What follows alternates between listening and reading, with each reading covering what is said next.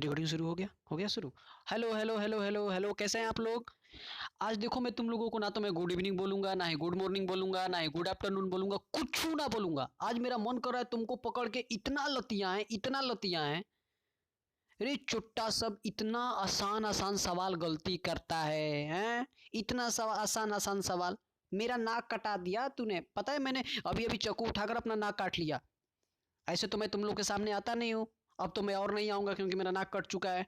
इतना आसान आसान सवाल तू गलती कर देता है मेरी जाने मन। पहला सवाल, दूसरा सवाल, तीसरा सवाल, हाँ? इतना सवाल, अच्छा अच्छा सवाल गलती करते। पटना वाला भी कुल गलती किया है। पटना वाला ग्रुप में भी कोच दिए हैं, कम से कम 20 बच्चा में 13 बच्चा गलती किया है। इतना गलती तू लोग कर रहा है। क्वेश्चन क्या कहता है, क्या नहीं कहता है, चल पढ़ते हैं हम लोग। क्वेश्चन कहता है, पहला क्वेश्चन कहता है, दर्पण के सामने किसी भी दूरी पर स्थित वस्तु का प्रतिबिंब सीधा बनता है। मेरे भाई, ऐसा सवाल कभी तुमसे दिक्कत करता है तो आज से याद रख। क्या याद रख? ध्यान दे। मैंने तेरे को बताई थी कि दर्पण तीन तरह का होता है। कितने तरह का होता है रे चेला? तीन तरह का। एक होती है अवतल, मैं पूरा नहीं लिखूंगा क्योंकि स्क्रीन उतना बड़ा नहीं है। एक होता है उत्तल चेला और एक होता है समतल। एकदम ध्यान से चेला देखना, आज से तो कैसनो सवाल गलती ना होगा। ऑब्जेक्टिव के बाप हैं हम, बाप। एको ऑब्जेक्टिव तो आंख बंद करके मारेगा, ठीक है? तो इसीलिए बोलते हैं बार बार की वीडियो देखा कर। सबसे सही जो आंसर किए हैं पटना के खुशबू कुमारी, जिन्होंने सारे का आंसर सही दिए हैं। बहुत बहुत धन्यवाद खुशबू कुमारी। आइए अब देखते हैं, अवतल, उत्तल और समतल, ये तीन तरह का दर्पण होता है। चेला रे, समतल दर्पण में याद रखना हमेशा प्रतिबिंब सीधा बनता है। कैसा बनता है? सीधा।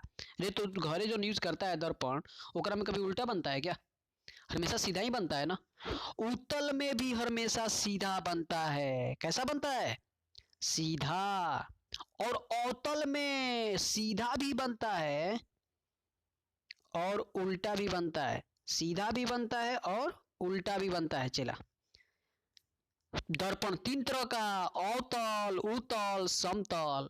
समतल में हमेशा सीधा बनता है, उत्तल में हमेशा सीधा बनता है और अवतल में सीधा भी बनता है, उल्टा भी बनता है।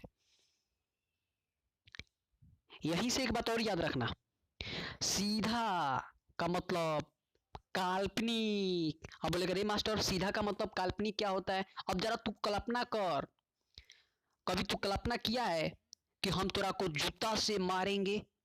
कभी उल्टा कल्पना किया है? तू तो सीधा कल्पना करता है ना कि आज भैया पढ़ाने आएंगे, चाहे वो पटना वाला बैच हो, चाहे और भी बहुत जगह मैं पढ़ा रहा हूँ, पश्चिमी चंपारण। कहीं भी भैया आए तो क्या जूता से मारे? बढ़िया से पढ़ाएं, खूबसूरत खूबसूरत बातें करें जो भैया क्लास में करते रहते हैं, है ना रे? जो हाँ, पूरा क्वेश्चन का सॉल्यूशन बताएं। का कभी कल्पना किया है? सीधा कल्पना करता है कि उल्टा? कभी उल्टा किया है कि मुझे मास्टर साहब आके जूता से जुतवा से दें पूरा? तो सीधा काल्पनिक का मतलब सीधा, और उल्टा यानी वास्तविक। बोलेगा कहने का मतलब समतल दर्पण, उत्तल दर्पण में हमेशा प्रतिबिंब सीधा बनेगा और अवतल दर्पण में कैसा बनेगा? वास्तविक, यानी सीधा भी बनेगा और उल्टा भी बनेगा।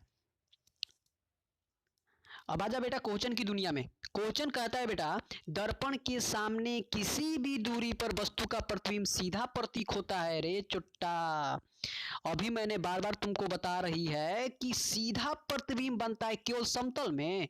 इसका ये मत, केवल ये लाइन तुम इतना गलती करता है ज्यादा, केवल लिख दिया, केवल समतल में नहीं। समतल में, केवल समतल में, ये गलत है। केवल समतल में थोड़े सीधा बनता है। केवल उत्तल में, जी नहीं। केवल उत्तल में, केवल अवतल में, ये तो गलत है। केवल उत्तल में, ये भी गलत है। समतल और उत्तल दोनों में ये जब केवल लग जाता है, जैसे कि हम बोलेंगे कि हम मान लें कि हम तुमको निमंत्रण दे रहे हैं कि मेरे शादी में आना, तो हम बोलेंगे राम मेरे शादी में आया। तो हो सकता है कि तुम्हारा दोस्त भी, तुम अपने दोस्त को भी लेकर आ गया, जरूरी है, लेकिन मैंने कहा केवल राम आएगा मेरे शादी में, तो भैया केवल राम ही आएगा क्योंकि निमंत्रण कार्ड पर केवल लिखा गया है। तो केवल का मतलब समझना, ठीक है? आइए दूसरा क्वेश्चन करते हैं। दूसरा क्वेश्चन ये है बाबू, किसी कार के औद्रदीप में उपयोग होने वाला दर्पण इनमें से कौन है? चेला रे देख ध्यान से, मैं तेरे को बताती है। कभी भी अगर देखो तुमसे दो चीज पूछता है बाबू, एक होता है अवतल का उपयोग पूछता है और एक तुमको उत्तल का उपयोग पूछता है, ठीक है, उत्तल। तुम इसमें इतना गलती करती है, मैं तेरे को बताती है। उत्तल का उपयोग याद रखना दो चीज में, साइड मिरर और road lamp. Road lamp, side mirror समझ रहे ना रे, जो बैकवा चलाता है तो बैकवा के किनारे जो दर्पणवा लगा रहता है वो कौन है, उत्तल है। साइड मिरर और रोड लैंप में बाद बाकी अवतल, बाद बाकी अवतल। क्वेश्चन करेगा डॉक्टर साहब, नाक के डॉक्टर, कान के डॉक्टर, दांत का डॉक्टर, कौची, तो बोलना अवतल। साइड मिरर और रोड लैंप में उत्तल, ये दोनों याद रख, साइड मिरर और रोड लैंप में उत्तल, बाद बाकी अवतल। देख बोलने में दिक्कत हो रहा है चला, जीभ जो है इतना ज्यादा कट गया है मैं बोल नहीं पा रहा हूँ, लेकिन तेरी, तुम इतना मुझे चाहता है ना कि तेरी चाहत ने मुझे ला दिया यहाँ, ठीक है, लेकिन फिर भी जब तू इतना गलती करता है तो मन करता है कि एक और चाहत अपना पूरा कर लो, मन करता है जूता लेके, और अभी नॉर्मल जूता नहीं, रामदेव बाबा से पंतजलि का जूता बनवाऊंगा, तुम सबको ले उतल ले उतल दे दे के सिखाऊंगा, वह दिन बहुत जल्द आएगा। आइए अब हम आते हैं क्वेश्चन की दुनिया में। बाबू हो सुगा हो, बाबू हो सुगा हो कह रहा है किसी कार के अग्रदीप में प्रयुक्त होने वाला दर्पण कौन सा है, तो अभी ये बताएं, समतल और उत्तल दर्पण का उपयोग साइड मिरर और बताना रे रोड लैंप में, बाद बाकी अवतल, तो मार देंगे अवतल। इनमें से किस लेंस को अभिसारी लेंस कहते हैं रे, एकरो में तू ज्यादा गलती करता है, ध्यान दे चला, अब एक ध्यान देना, मैं यहाँ पर दो खाना बना रहा हूँ, एक में लिख रहा हूँ अवतल लेंस और एक में लिख रहा हूँ उत्तल। बाबू जगह नहीं रहता है, अवतल पूरा इसे लिखना, हाला मत करना रे मास्टर, अवतल नहीं लिखने आ रहा है तेरे को। एक होता है अवतल लेंस, एक होता है उत्तल लेंस। अवतल लेंस को बाबू हम लोग, उत्तल लेंस को हम लोग बोलते हैं अभिसारी, क्योंकि कोई भी किरण को एक बिंदु पर मिलाता है। बाबू रे सुगर जो उत्तल लेंस को कहते हैं वही अवतल दर्पण को कहते हैं, अवतल दर्पण को। यानी अगर उत्तल लेंस को कुत्ता तो अवतल दर्पण को कुत्ता, जो अवतल लेंस को कहते हैं वह उत्तल दर्पण को करते हैं। यानी अवतल लेंस कुत्ता तो उत्तल दर्पण भी कुत्ता। अवतल लेंस अपसारी, क्योंकि सारी किरणों को क्या करता है, एक फैला देता है, तो अवतल लेंस को अपसारी, उत्तल दर्पण को भी अपसारी, उत्तल लेंस को अभिसारी तो अवतल दर्पण को भी अभिसारी। ठीक है, आते हैं क्वेश्चन की दुनिया में। अब क्वेश्चन कह रहा है कि इनमें से किस लेंस को अभिसारी लेंस कहते हैं। अभिसारी किसको कहते हैं भाई, लेंस, अरे किसे कहते हैं रे, ये अभिसारी अभिसारी अभिसारी उत्तल लेंस, और वही दर्पण पूछता तो उल्टा अवतल दर्पण हो जाता। ठीक है, आइए आते हैं नेक्स्ट क्वेश्चन।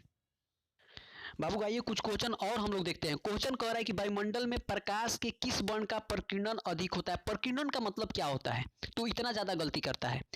कभी कभी तुम याद रखना, जैसे कि अभी ठंडा का दिन है, टॉर्च को बारना, शीत गिरा रहता है ना, धुंध गिरल है, ज्यादा टॉर्च तो दूर ना जाएगा। मान ले तोरी महबूबा बैठी है और तू यहाँ से मान ले टॉर्च बार रहा है, क्या देख पाएगा महबूबा को, महबूबा का घर यहाँ पर है, देख पाएगा, नहीं देख पाएगा, ठंडा है, शीत है। तो प्रकाश प्रकीर्णन का मतलब होता है, क्योंकि जो तू प्रकाश डाल रहा है वो प्रकाश को रोक रहा है, उस प्रकार का क्षय कर रहा है। प्रकीर्णन का मतलब क्षय होता है, प्रकीर्णन का मतलब क्षय, प्रकीर्णन का मतलब क्षय होता है, यानी उसको रोकने वाला कोई है। ऐसे प्रकाश बार तो महबूबा दिख जाएगी, लेकिन अभी प्रकाश अगर तू टॉर्च बारेगा महबूबा तेरी नहीं दिखेगी, नहीं समझा रे। ऐसे तू बारेगा तो महबूबा नहीं दिखेगी ना, तो ऐसे तुमको दिख जाएगी। तो एक बात बता, एक चीज मैं आपको और बता दूं, ये तो तुमको पता है कि जब प्रकाश, श्वेत प्रकाश प्रिज्म से होकर गुजरता है तो बाबू 7 रंगों में विभक्त हो जाता है, ये तो पता है ना आपको, इतना तो तुम तेज हो बाबू, ये तो तुमको पता है ना, ये तो तुमको पता है कि जब प्रकाश 7 रंग में विभक्त होता है तो जब प्रकाश प्रिज्म से होकर गुजरता है श्वेत प्रकाश तो 7 रंगों में विभक्त हो जाए, 1 2 3 4 5, एक 6 और एक 7। नीचे होता है बै ज नी ह पी ना ला, ठीक है, ऊपर लाल और नीचे बैगनी।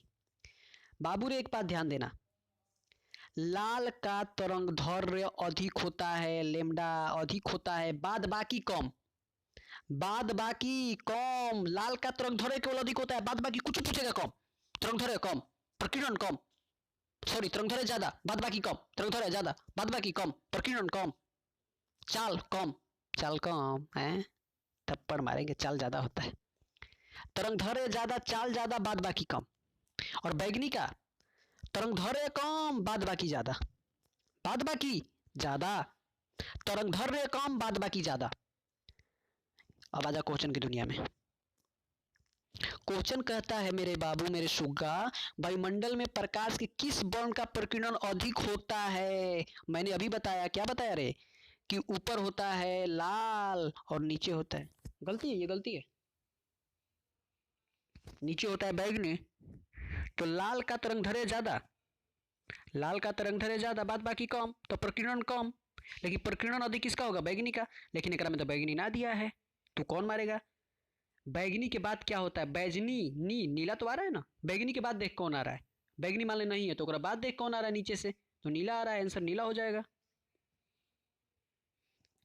क्वेश्चन कहता है कि निकट दृष्टि दोष में निम्नलिखित में से किस लेंस के द्वारा हटाया जाता है? अब इसमें भी तू इतना गलती करता है, इतना गलती करता है, निकट दृष्टि और दूर दृष्टि दोष। आजा इसमें भी देखते हैं बाबू रे, एक होता है निकट और एक होता है बाबू दूर। तुमको गलती करते हो कि तुमको लगता है कि अवतल होगा, तुमको लगता है कि अवतल होगा कि उत्तल होगा। मैं तेरे को बताती है बाबू रे, दूर बोलते एक बार मुंह से, दूर नहीं आ रहा है, ऊ बोलना एक बार, दूर ऊ रहा है, ऊ आ रहा है, तो ऊ का मतलब उत्तल हो जाएगा। निकट एक बार बोल, निकट अवतल, याद हो गया?